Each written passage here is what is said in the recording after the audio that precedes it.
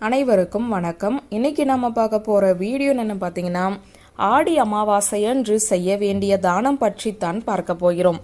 எவ்வளவுதான் முயற்சி எடுத்தாலும் அந்த முயற்சியில் வெற்றி பெறாமல் தோல்வியை சந்தித்து கொண்டு இருப்பவர்களும், ஒரு படி ஏறினால் 10 படி இறங்கக்கூடிய சூழ்நிலையில் இருப்பவர்களும், கஷ்டத்திற்கு மேல் கஷ்டத்தை அனுபவித்து கொண்டு இருப்பவர்களும் இதற்கு என்ன காரணம் என்று தெரியாமல் தவித்து கொண்டு இருப்பார்கள்.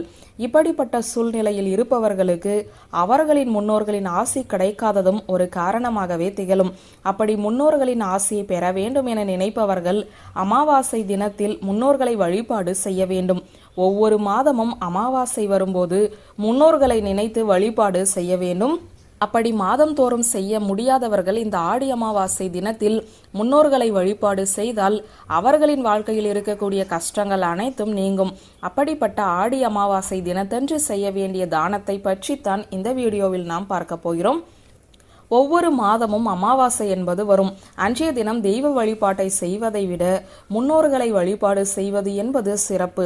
அன்றைய தினம் முன்னோர்களை நினைத்து விரதம் இருந்து சமைத்து காக்கைக்கு உணவளித்து பிறகு சாப்பிடுவது என்பது பலரும் பின்பற்றக்கூடிய ஒரு வழிமுறைதான். இன்னும் சிலரோ குறிப்பிட்ட அமாவாசை தினங்களில் முன்னோர்களை நினைத்து தர்ப்பணம் செய்வார்கள். அதே போல பசுமாட்டிற்கு அகத்திக்கீரையையும் தானமாக தருவார்கள். இப்படி செய்வதன் மூலம் முன்னோர்களின் ஆசை கிடைக்கும் என கூறப்படுகிறது. தை, புரட்டாசி, ஆடி மாதங்களில் வரக்கூடிய அமாவாசை என்பது சிறப்பு மிகுந்த அமாவாசையாக திகழ்கிறது.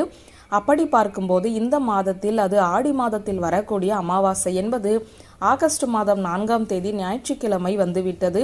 அன்றைய தினம் நாம் 2 பொருட்களை வீட்டிற்கு வாங்கி வந்து செய்யக்கூடிய வழிபாடு என்பது முன்னோர்களின் ஆசையை பெற உதவக்கூடிய ஒன்றாகவே திகழ்கிறது. அந்த எளிமையான வழிபாட்டை பற்றி தான் பார்க்க போகிறோம். இந்த ஆடி அமாவாசை தினத்தன்று நல்ல நேரம் பார்த்து வீட்டிலிருந்து கிளம்பி அருகில் இருக்கும் மளிகை கடைக்கு சென்று ஒரு குறிப்பிட்ட அளவு வெல்லத்தை வாங்கிக் கொள்ளுங்கள்.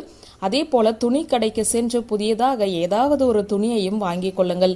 அது வேஷ்டி, துண்டு, ஜாக்கெட் பிட் என்று எதுவாக இருந்தாலும் பரவாயில்லை, ஏதாவது ஒன்றை வாங்கிக் கொள்ளுங்கள். இவை 2ஐயும் வாங்கி வந்து வீட்டு பூஜை அறையில் வைத்து மனதார வழிபாடு செய்ய வேண்டும். முன்னோர்களால் ஏற்பட்ட சாபங்கள் எதுவாக இருந்தாலும் அவை அனைத்தும் நீங்க வேண்டும் என, முன்னோர்களின் அருள் பரிபூரணமாக கிடைக்க வேண்டும் என்றும், கன்னி தெய்வம் இருக்கும் பட்சத்தில் அந்த தெய்வத்தின் அருளும் கிடைக்க வேண்டும் என்று மனதார வேண்டிக் கொள்ள வேண்டும்.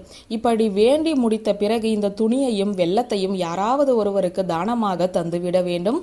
ஆடி அமாவாசை தினத்தன்று இந்த தானத்தை தர வேண்டும். இதோடு மட்டுமல்லாமல் ஆதரவற்றவர்களுக்கு உங்களால் முடிந்த அன்னதானத்தை செய்ய வேண்டும். வீட்டில் சமைத்து தெரிந்தவர்களை அழைத்து வந்து சாப்பாடு போடுவதை விட வயதானவர்கள், நோய்வாய்ப்பட்டவர்கள், ஆதரவற்றவர்கள் போன்றோருக்கு அன்னதானம் செய்வது என்பது மிகவும் சிறப்பு. குறைந்தபட்சம் 11 பேருக்காவது உங்கள் கைகளால் நீங்கள் அன்னதானம் செய்வதன் மூலம் உங்களுக்கு இருக்கக்கூடிய முன்னோர்களின் சாபம் அனைத்தும் நீங்கும்.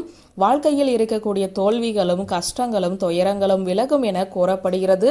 மிகவும் எளிமையான இந்த தானத்தை ஆடி அமாவாசை தினத்தன்று செய்பவர்களுக்கு முன்னோர்களின் ஆசி பரிபூரணமாக கிடைக்கும்.